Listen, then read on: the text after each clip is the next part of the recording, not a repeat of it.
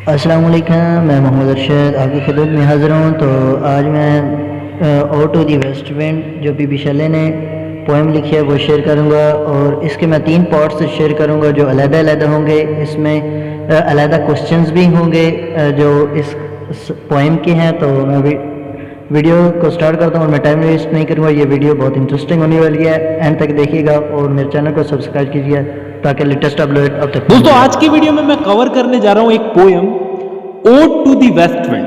Waste wind यानी कि पश्चिम से आने वाली हवाएं। इस पोयम को 1819 में पी.बी. शेले ने लिखा था।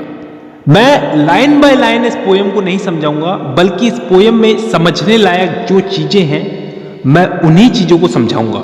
तो पोयम के बारे में बताने से पहले मैं आपको थोड़ा सा बताऊंगा शेले के बारे में। देखिए, शेले एक साइंस का स्टूडेंट था ऑक्सफोर्ड यूनिवर्सिटी में। इसको वहां से निकाल दिया गया क्योंकि इसने कुछ भड़काऊ लिख दिया था, जिसकी वजह से इसको वहां से निकाल दिया गया। तो ये क्योंकि एक साइंस का स्टूडेंट था, तो ये अपनी पोएट्रीज के अंदर कुछ साइंटिफिक एलिमेंट्स भी यूज करता था।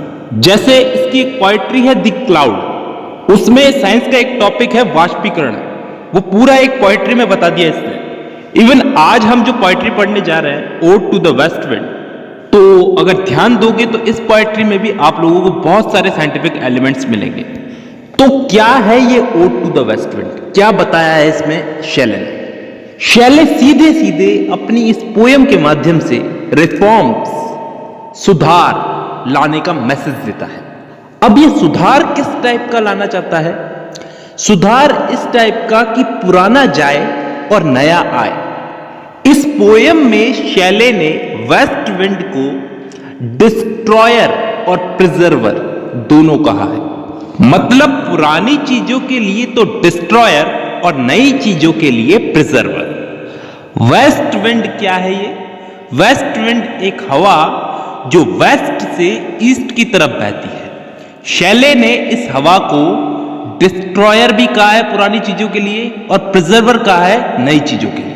अब ये वेस्ट विंड जो आती है तो इतने भयानक तरीके से आती है कि पेड़ों की जो सूखी पत्तियां जो होती है ये इसके आने से नीचे गिर जाती है।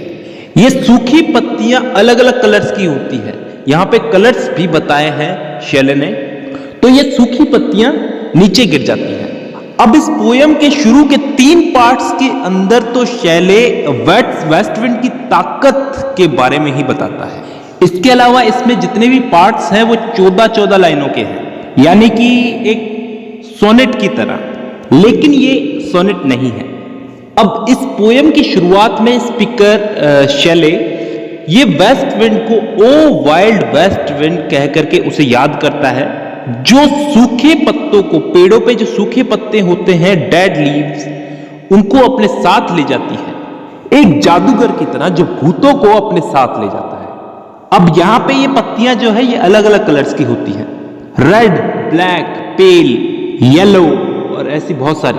तो ऐसे लगता है जैसे इन पत्तियों को कुछ बीमारी हो गई हो। इन पत्तियों को ये वेस्ट विंड अपने साथ उड़ा करके ले जाती है। इन पत्तियों के साथ साथ वेस्ट विंड कुछ बीजों को भी, सीड्स, उन्हें भी अपने साथ उड़ा करके ले जाती है। और जैसे मुर्दे को दफन करते हैं ना जमीन के नीचे, वैसे ही उन्हें ले जा करके दफन कर देती है। और वो बीज, वो सीड्स जमीन के नीचे तब तक दफन रहते हैं जब तक कि इसकी वेस्ट विंड की सिस्टर स्प्रिंग आकर के उन बीजों को नहीं जगाती। स्प्रिंग आकर के, तुम्हारी सिस्टर आकर के उन बीजों को जगाती है। फिर छोटी छोटी कलियां खिलती हैं, पूरी पृथ्वी उन कलियों से हरी भरी हो जाती है। तो कहने का मतलब यह है कि जो पत्तियां हैं जो सूख चुकी हैं वो पुरानी हो चुकी हैं, तो वेस्ट विंड आकर के उनको तो पेड़ से गिरा देती है, लेकिन बीजों को अपने साथ ले जाकर के जमीन में दफन कर देती है। और वो बीज स्प्रिंग आने पर खिलते हैं छोटी छोटी कलियों के रूप में। तो वेस्ट विंड पुराने के लिए तो डिस्ट्रॉयर है और नए के लिए प्रिजर्वर। दोस्तों, मैं इस पोयम को 3 पार्ट्स में कवर करूंगा, जिसमें क्वेश्चन आंसर्स भी होंगे, इंपॉर्टेंट क्वेश्चन आंसर्स।